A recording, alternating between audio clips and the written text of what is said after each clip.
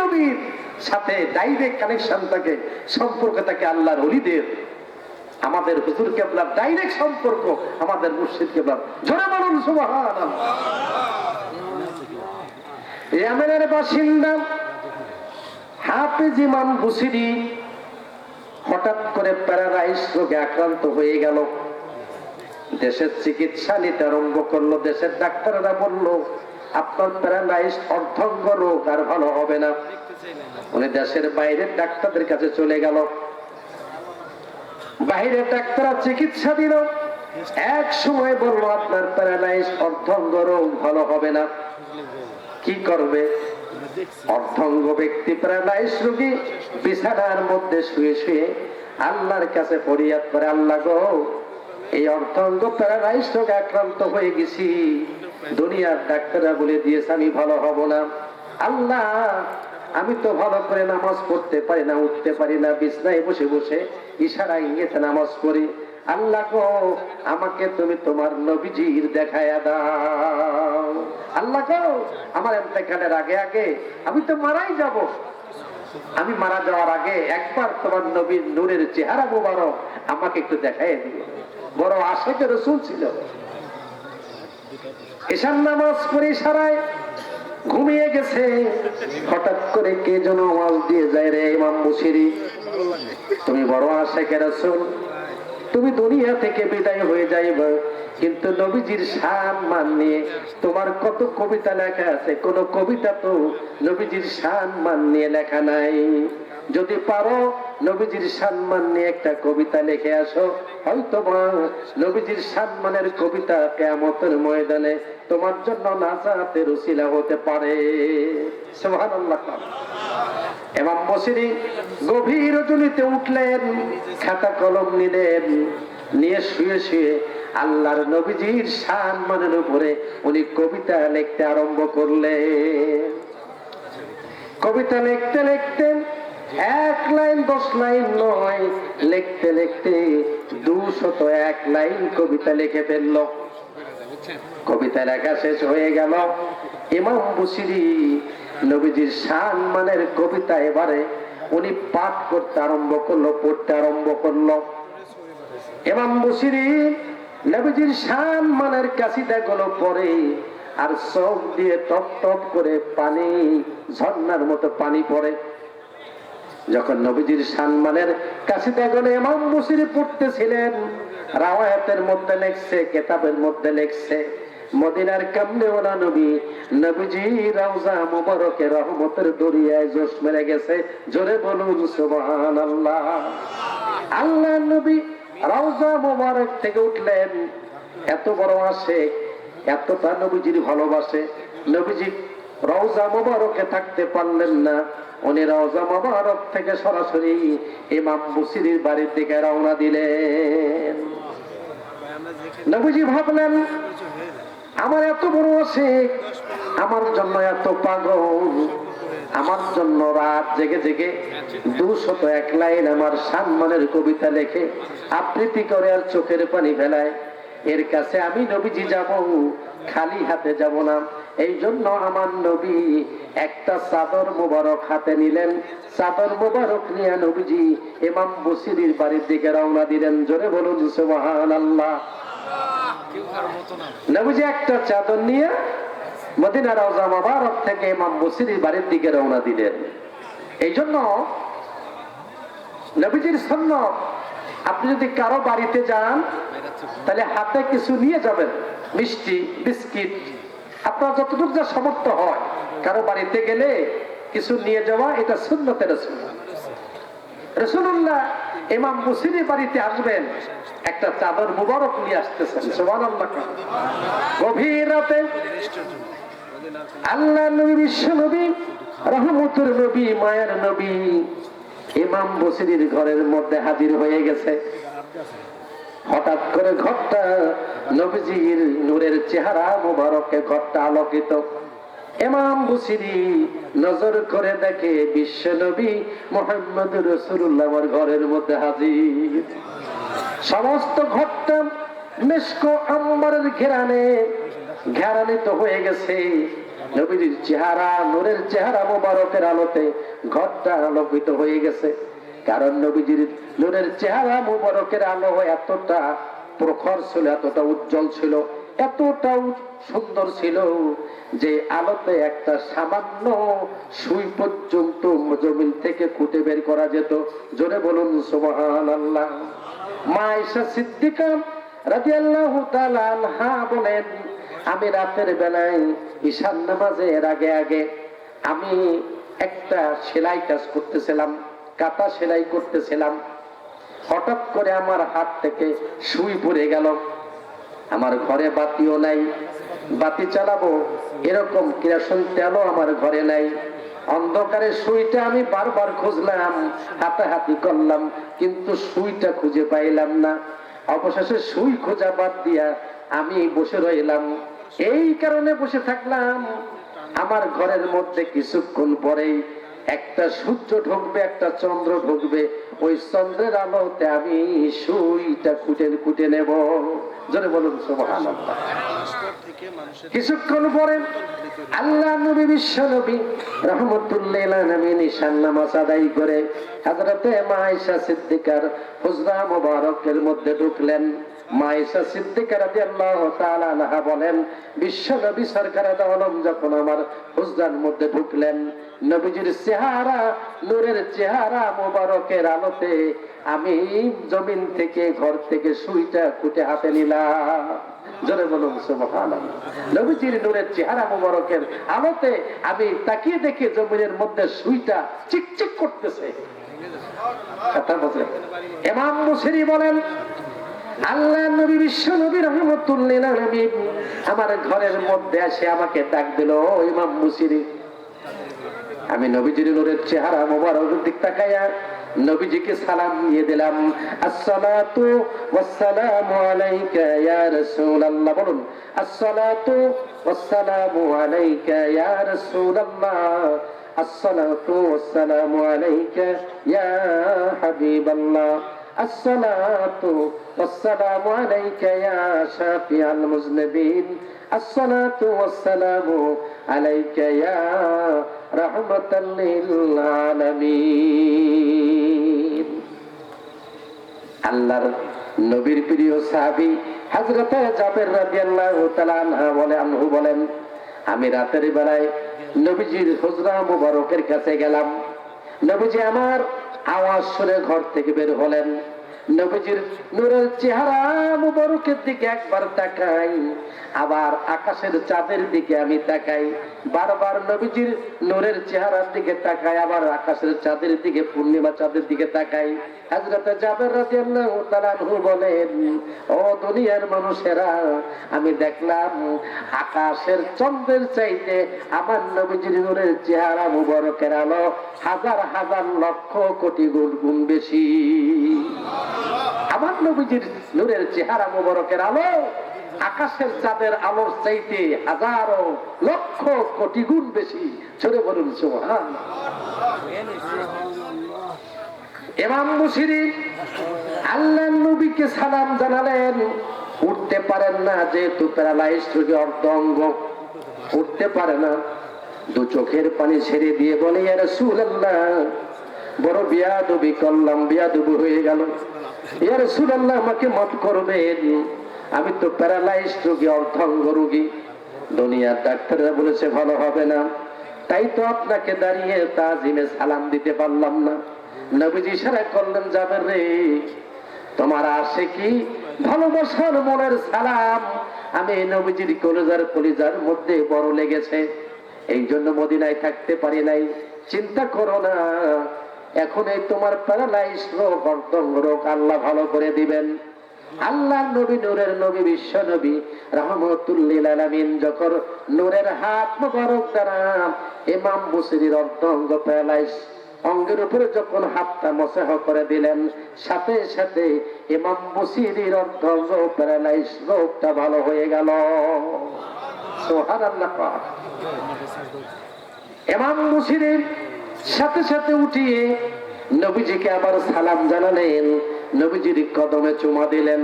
ইয়া রাসূলুল্লাহ, ইয়া হাবিবাল্লাহ, আপনি আসছেন, আমার কলিজাটা ভরে গেছে। আপনার নূরের হাতের ছোঁয়ায় আমার প্যারালাইজ লোকটা ভালো হয়ে গেছে। ইয়া রাসূলুল্লাহ, আপনি আমার বিছানার উপরে একটু বসুন। নবীজি বললেন, বসিরি রে, সময় নাই, এই যে একটা চাদর তোমার জন্য নিয়ে আসছি। আল্লাহ নবী, বিশ্ব নবী রাহমাতুল্লাহ আলামিন হযরতে ইমাম বসিরির গায়ের মধ্যে নবীজি নিজের হাতে একটা চাদর মুবারক পেঁচায়া দিলেন। আর নবীজি বললেন, রে ইমাম বসিরি, আর চিন্তা করো না, মৃত্যু পর্যন্ত তোমার শরীরে আর কোনোদিন কোনো রোগ ব্যাধি হবে না। রাসূলুল্লাহ চলে যাবেন, যাওয়ার আগে ডাক দিয়ে কয়, বসিরি, যেই কবিতা তুমি আবৃত্তি করার কারণে আমি নবীজি মদিনার রওজা মোবারকে থাকতে পারলাম না, চলে আসলাম, রে ইমাম বসিরি, ওই কবিতাটা আমি নবীজিকে আর একটা বার শোনায়া দাও।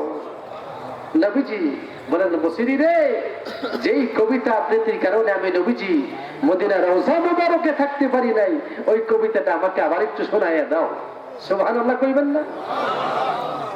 হযরত ইমাম বসিরি রাহমাতুল্লাহ আলাইহি ওই কবিতাটাই নবীজিকে শোনালেন। যেই কবিতা পড়ে পড়ে ইমাম বসরি দু চোখের পানি জমিনে ফেলেছিলেন। নবীজিকে কবিতা শোনালেন, ইন্নাকা বুলিতা মুবাররাম মিন কুল্লি আইবিন কান্নাকা খুলিকতা কামা তাশাউ। জোরে বলুন সুবহানাল্লাহ। আল্লাহ নবী, বিশ্ব নবী ইমাম বসরির মাথায় হাত বুলিয়ে মদিনার পথে রওনা দিলেন। নবীজি চলে গেলেন, ফজরের আযান হয়ে গেল। আসসালাতু খায়রুম মিনান নাওম। ইমাম বসরি ওযু করলেন, ওযু করে মসজিদে নামাজের জন্য রওনা দিলেন। প্রতিমধ্যে একজন ব্যক্তির সাথে মুসল্লির দেখা হলো। উনি দেখলেন ইমাম বসরি তো অর্ধাঙ্গ প্যারালাইজড রোগে আক্রান্ত ছিল। দেশে এবং দেশের বাইরের ডাক্তারেরা এই রোগটা ভালো হবে না বলেছিল। এত বিছনায় পড়ে থাকা মানুষ, হঠাৎ করে রাতের মধ্যে এমন কি ঘটনা ঘটে গেল, সকালবেলা ইমাম বসরি ভালো মানুষ হইয়া ফজরের নামাজ পড়ার জন্য মসজিদে হেঁটে যায়। একজন থেকে আরেকজন, আরেকজন থেকে আরেকজন এই খবরটা ছড়াইয়া গেল। শত শত মানুষ, হাজার হাজার মানুষ জমা হয়ে গেল। ইমাম বসরি ফজরের নামাজ আদায় করে যখন মসজিদ থেকে বের হলেন, ডাক দিয়ে কয়, গ্রামবাসী, ও ইমাম বসরি, জানতে চাই কেমন করে তোমার প্যারালাইজ অর্ধাঙ্গ রোগ রাতের মধ্যে ভালো হয়ে গেল, এই ঘটনাটা কি একটু বলতে চাও? একটু বলে দাও, আমরা শুনতে চাই। ইমাম বসরি দু চোখের পানি ছেড়ে দিয়ে বলে, রে গ্রামবাসীরা, নবীজির শানে রাতের পরাত জেগে জেগে আমি নবীজির সম্মানের উপরে কবিতা লিখেছিলাম। এই কবিতাগুলোর মধ্য থেকেই নবীজির সম্মানের কবিতা আবৃত্তি করার সময় আমার চোখের পানিগুলো টপ টপ করে জমিনের মধ্যে পড়তেছিল। হঠাৎ করে দেখি আমার ঘরটা নূরের আলোতে ভরে গেল। তাকিয়ে দেখি বিশ্ব নবী মুহাম্মদুর রাসূলুল্লাহ আমার ঘরের মধ্যে হাজির। আল্লাহ নবী, বিশ্ব নবী, নূরের নবী, মায়ার নবী, তার নূরের হাত মোবারক দ্বারা যখন আমার অর্ধাঙ্গ প্যারালাইজড অর্ধাঙ্গের উপরে মসহ করে দিলেন, সাথে সাথে আমার অর্ধাঙ্গ রোগটা আল্লাহ ভালো করে দিয়েছেন। গ্রামবাসী ডাক দিয়ে কয়, ইমাম বসরি, তুমি জানো না, জানো না, এটা যখন ঘটছে রাতের দ্বিপ্রহরের সময়, 3 ভাগের 2 ভাগ যখন চলে গেছে, 3য় ভাগের সময় থেকেই আমরা নিজের ঘরের মধ্যে থেকেই তোমার ঘর থেকে মেশকো আম্বারের ঘেরান আমাদের ঘরের মধ্যে বাতাসের মাধ্যমে প্রকাশ পাচ্ছিল, চলে আসতেছিল। তামাম এলাকা ধরে মেশকো আম্বারের ঘেরান, তোমার গায়ে যে চাদরটা দেখা যায়, ওই চাদর মোবারক থেকে মেশক আম্বরের ঘেরান ছড়ায় পড়ছে তামাম এলাকার মধ্যে। ও ইমাম বুসিরি বলো, এই চাদরটাও কি নবীজি তোমাকে দিয়ে গেছেন কিনা? জোরে বলুন সুবহানাল্লাহ। ইমাম বুসিরি দু চোখের পানি ছেড়ে দেখো আমার গ্রামবাসী, এই চাদরটা আমার নবীজি মুহাম্মদ রাসূলুল্লাহ আমাকে দান করে গেছে। আর নবীজি বলে দিয়েছেন, বুসিরিরে আর চিন্তা করতে হবে না, মৃত্যু পর্যন্ত তোমার শরীরে আর কোনদিন রোগ ব্যাধি হবে না। এই জন্য নবীজির সম্মানের কথা বললে, নবীজির সম্মানের ওয়াজ শুনলে যদি কারো অভাব থাকে, অভাব থাকবে না। নবীজির সম্মানের ওয়াজ করলে এবং শুনলে যদি কোনো জটিল কঠিন রোগ ব্যাধি থাকে, যদি নিয়ত করতে পারেন নবীজির সম্মানের এই ওয়াজ শোনার কারণে রোগ ব্যাধি আল্লাহ মাফ করে দেবেন। জোরে বলুন আমিন। ইমাম বুসিরি ফজরের নামাজ আদায় করে মসজিদ থেকে বের হয়ে বাড়ির দিকে রওনা দিয়েছেন। জঙ্গলের পাশ দিয়ে আসতেছেন, হঠাৎ করে গাছের আড়াল থেকে একজন বৃদ্ধ শায়েখ, সাদা দাড়িওয়ালা, নূরের চেহারা, একজন আল্লাহর ওলি ডাক দিয়ে কয়, ও ইমাম বুসিরি দাঁড়াও দাঁড়াও, একটা কথা আছে। কে কয়? আল্লাহর এক ওলি জঙ্গলের গাছের আড়াল থেকে ডাক দিয়ে, ইমাম বুসিরি একটু দাঁড়াও, কথা আছে। কি কথা? আপনার বাড়ি কোথায়, পরিচয় কি?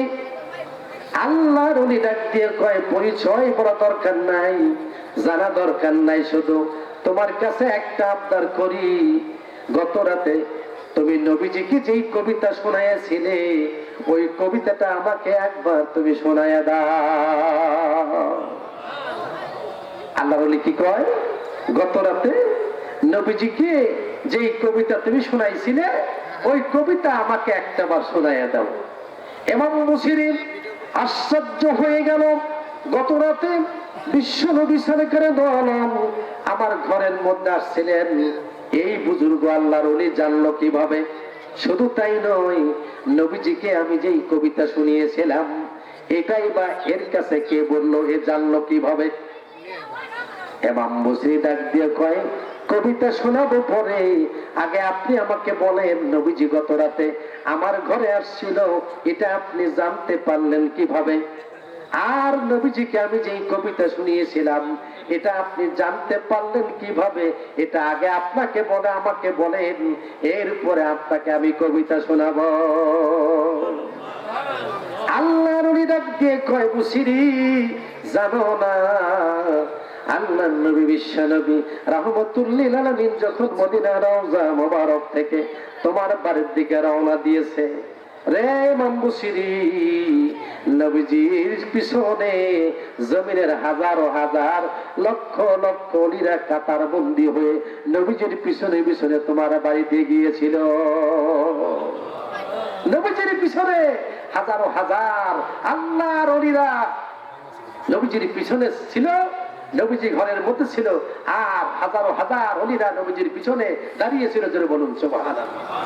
আল্লাহর ওলি ডাক দিয়ে কয়, রে ইমাম বুসিরি জানো না, নবীজি বিশ্ব নবী সরকারে দো আলম তোমার ঘরের মধ্যে যখন অবস্থান করলো, চলে গেল, নবীজির পিছনে হাজারো হাজার আল্লাহর ওলিরা ছিল, আর আল্লাহর ওলিদের পিছনে লক্ষ লক্ষ ফেরেশতারা ছিল।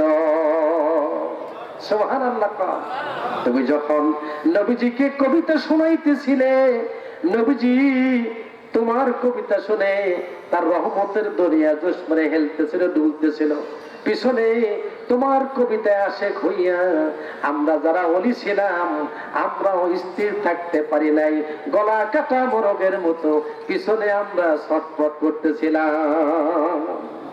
ও ইমাম বুসিরি, তোমার অনুরোধ করি, মেহেরবানি করে দয়া করে ওই কবিতা আমাকে শোনাইয়া দাও। ইমাম বুসিরি ওই কবিতাটাই আল্লাহর ওলিকে শোনালেন, যেই কবিতাটা বিশ্ব নবী সরকারে দো আলম কেরাতে শোনাইয়াছিলেন। বাবাজিরা, ঘটনা বলার উদ্দেশ্য আমার একটাই, আল্লাহর ওলিদের সাথে আমার নবীজির ডাইরেক্ট কানেকশন থাকে, সম্পর্ক থাকে। আল্লাহর ওলির সাথে আল্লাহর ওলিদের সাথে আমার দয়ার নবীজির সম্পর্ক থাকে কি একেবারে সরাসরি ডাইরেক্ট সম্পর্ক থাকে। এই জন্য আল্লাহর ওলির নেক নজর যদি কোন মুরিদের উপরে পড়ে যায়, কোন মুরিদকে যদি আল্লাহর ওলি যদি কোন মুরিদকে ভালোবেসে নেক নজরে কাছে টেনে নেয়, কিচ্ছু লাগে না, নবীকে পাওয়ার জন্য এক মুহূর্ত পর্যন্ত দেরি হয় না। জোরে বলুন সুবহানাল্লাহ। আল্লাহর ওলির খেদমতের মধ্যে 12টা বছর কাটায় গেছে। মুরিদ ডাক দিয়ে কয়, ওগো আল্লাহর ওলি, আপনার কাছে বায়াত গ্রহণ করার পর 12টা বছর কেটে গেল, আমার মনের মধ্যে একটা বড় আশা। কি আশা? হুজুর আপনি প্রত্যেক বছর হজে যান, আমার মনে চায় আমি যদি হজ করতে পারতাম, কিন্তু আমি গরিব মানুষ, আমার টাকা নাই, পয়সা নাই, আমার হজ করার মতো সামর্থ্য নাই। মনের মধ্যে তামান্না বাসনা, খানায় কাবা বাইতুল্লাহ তওয়াফ করব, আর ওখান থেকে সোনার মদিনায় যাইয়া নবীজির কদমে দাঁড়াইয়া একটা সালাম জানাবো। আমার মনের মধ্যে এই তামান্না। রাতের বেলায় আমি নবীজির মায়ায় কান্দি, কখন মদিনায় যেতে পারবো, টাকা নাই, পয়সা নাই। হুজুর আপনার বাড়িতে থাকি, যতটুকু আপনি যখন দেন ততটুকু নিয়ে আমি চাল ডাল কিনে আমার বউ বাচ্চা নিয়ে চলি।